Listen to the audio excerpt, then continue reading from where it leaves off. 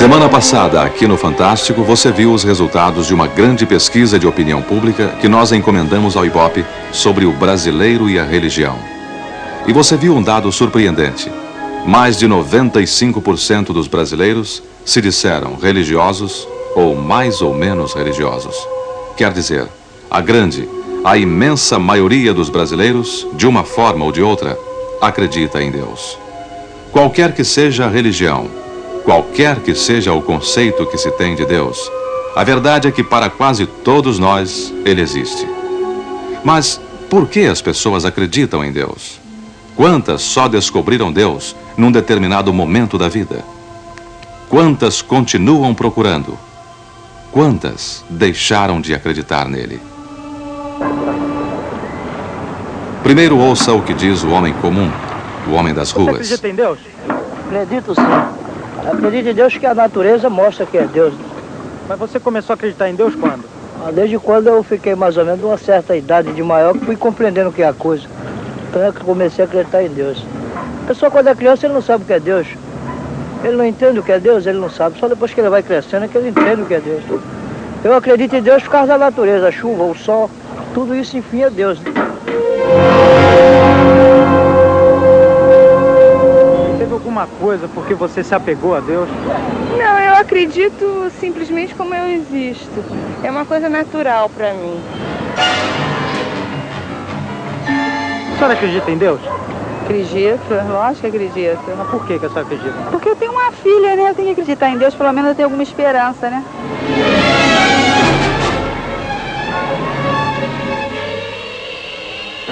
Aqui um exemplo de muita fé. A senhora acredita em Deus? Claro. Aconteceu alguma coisa que fizesse a senhora crer mais em Deus? Aconteceu. O que aconteceu? Ouça a história desta mulher. Quantas pessoas reagiriam como ela? Quantas, desesperadas, se voltariam contra Deus? Eu perdi um filho mais ou menos da sua idade. E eu já criei em Deus e passei a acreditar muito mais ainda.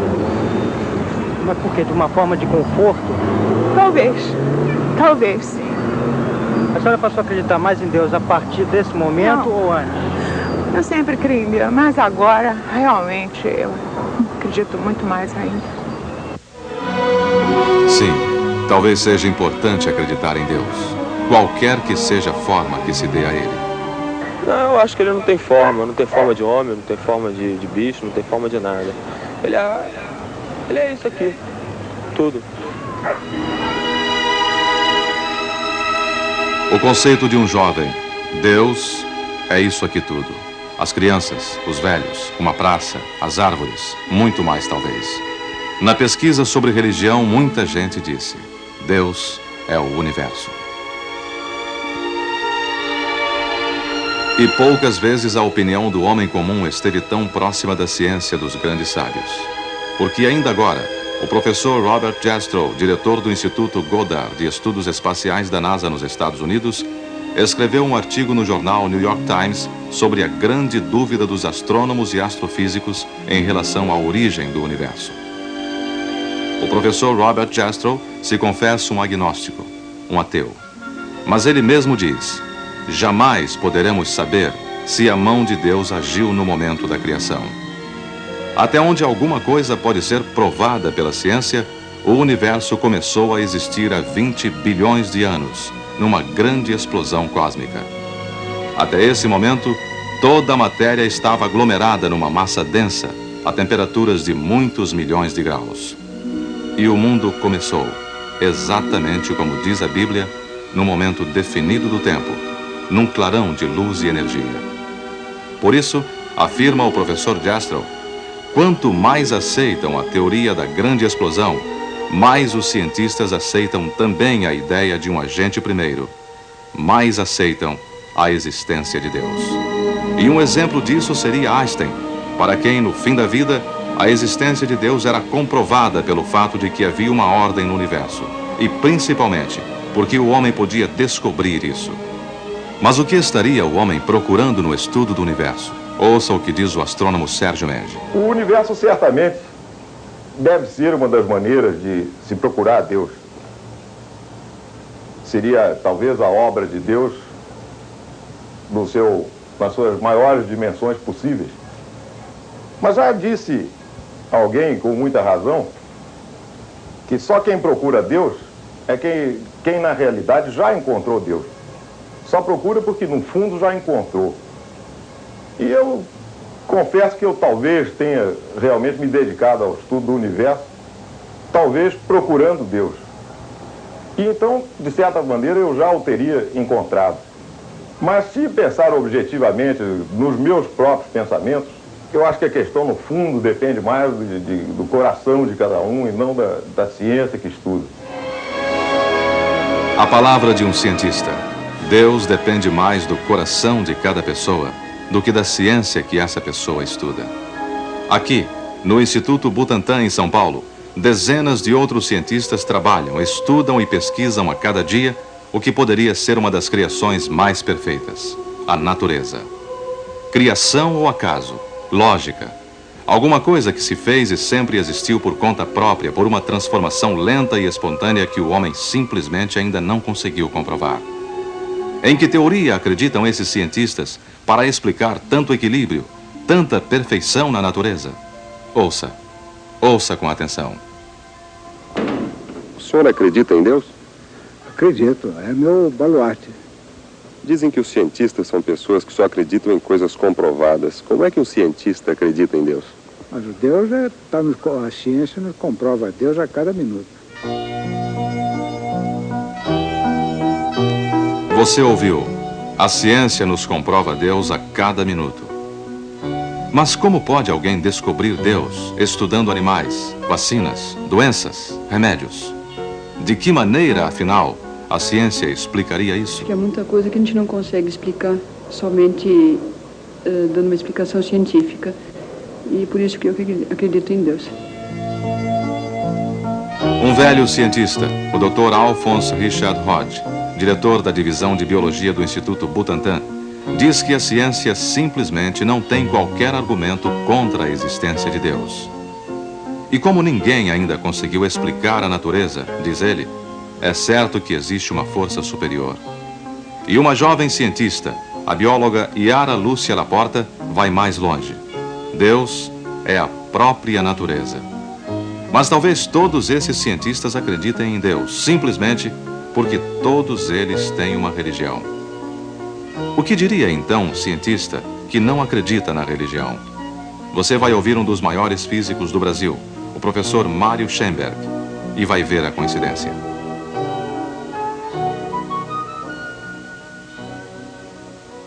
O senhor acredita em Deus? Não, não acredito, não. Bom, pelo menos, quer dizer, não na ideia de um Deus separado da natureza. Acredito que a única ideia de Deus que tem sentido seria a própria natureza, né? Aqui um homem que sempre acreditou em Deus, o cirurgião plástico Ivo Pitangui. Ele diz que muitos médicos, pelo pragmatismo, pelo lado extremamente prático da profissão, acabam se afastando de Deus. Mas com ele acontece o contrário. É cada vez mais profunda a necessidade de proteção. É cada vez mais próxima a figura de Deus. O senhor sempre acreditou em Deus ou teve algum momento que o senhor achou assim que poderia haver uma mudança nesse seu conceito religioso? Não, eu acho que quando eu comecei como criança, nós acreditávamos de uma maneira, como toda criança acredita, com mais temor, talvez, do que com amor. Mas a proporção que nós fomos sentindo, a magnitude do que é Deus, nós fomos aprendendo a gostar dele mais de mansinho, mais de perto. Eu não vejo como uma pessoa má, eu procuro achar que nós o temos dentro de nós, e o sentido de desenvolvê-lo representa uma pesquisa eterna dentro do próprio homem. Eu creio que hoje, numa idade já muito mais madura, eu poderia talvez reencontrá-lo com mais carinho, porque o muito que a vida me ensinou fez ver a sua grandeza. Janete Claire e Dias Gomes. Um casal que tem quase tudo em comum, menos a religião. O conceito de Deus. Veja. Janete, você acredita em Deus? Ah, sim, eu acredito fervorosamente em Deus. Eu fui criada na religião católica E Deus, para mim, representa toda a esperança que o ser humano necessita para sobreviver. Em algum momento da tua vida você sentiu mais necessidade de acreditar em Deus ou não? Em todos os momentos da minha vida, eu jamais deixei de acreditar em Deus, nos bons e nos mais difíceis. Eu sempre tive bastante fé. A fé, para mim, é uma necessidade. Uma necessidade que Dias Gomes, o marido de Janete, nunca sentiu. Eu vivo sem religião. A mim não me faz falta. A outras pessoas pode ser que faça realmente, né? A minha religião nunca fez falta. Em nenhum momento da tua vida assim você sentiu necessidade de se apegar a coisas místicas? Não, nunca senti. Tive momentos maus na minha vida, tive momentos trágicos, mas sempre procurei me apegar a outras coisas, que não uma ideia de Deus. Confiança em mim mesmo, não é? Coragem, não é? Fé, enfim, esperança no futuro. Mas nunca realmente necessitei de Deus, assim como quem necessita, vamos dizer assim, de um remédio. Você não acha que vai mudar daqui para frente? Porque dizem que a idade faz com que a pessoa se aproxime mais das coisas religiosas. É que a ideia de Deus está mais ligada à ideia da morte do que à ideia da vida, na realidade. Embora Deus seja o Criador. Mas a ideia da morte realmente é que liga mais a Deus ao homem, quer dizer, a incerteza do que vai acontecer depois, né?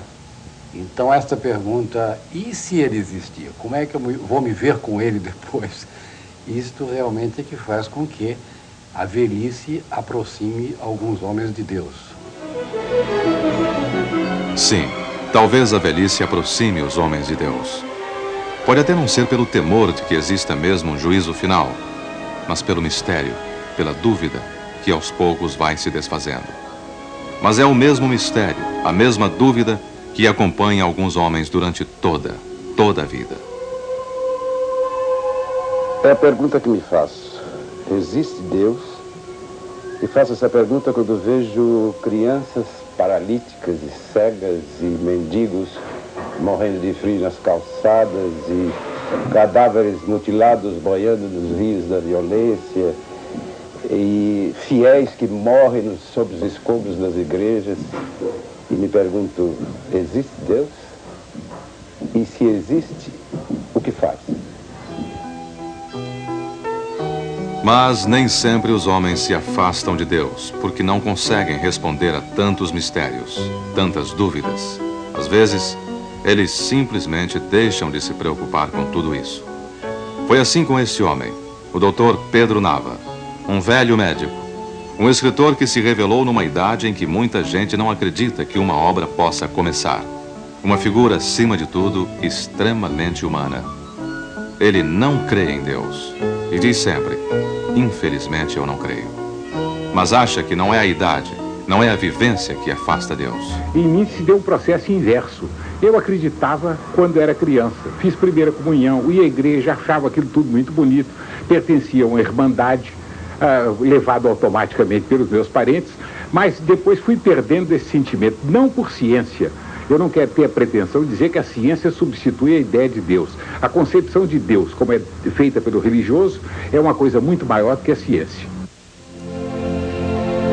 A pouca ciência afasta de Deus. A muita ciência reaproxima de Deus.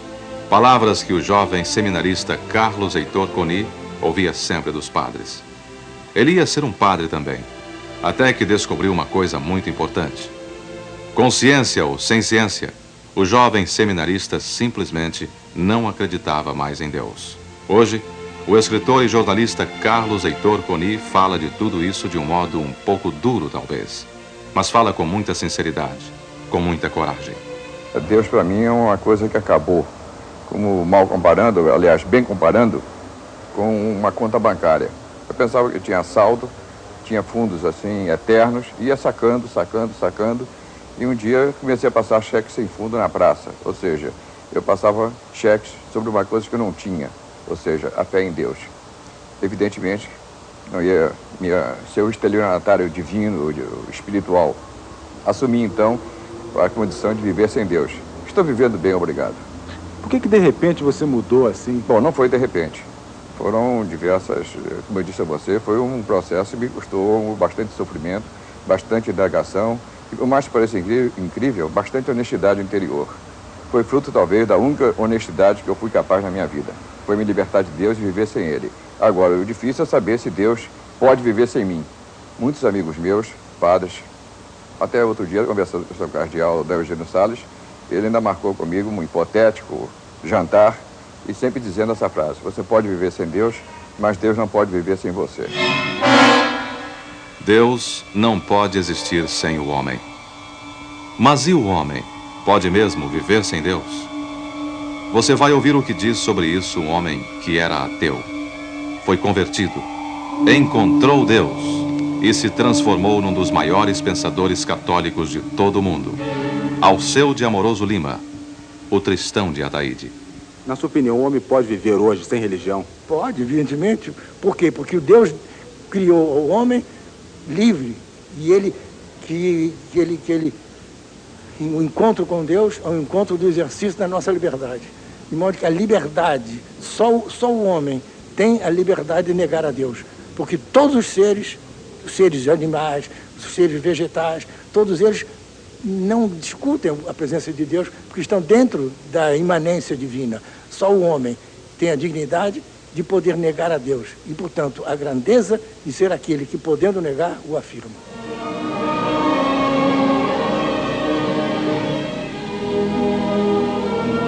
Você pode até não concordar com isso, mas ouça de novo, vale a pena. Deus criou o homem livre, livre até mesmo para duvidar da existência dele. Mas mesmo sendo o único que pode negar Deus, o homem continua sendo a maior comprovação de que Deus existe.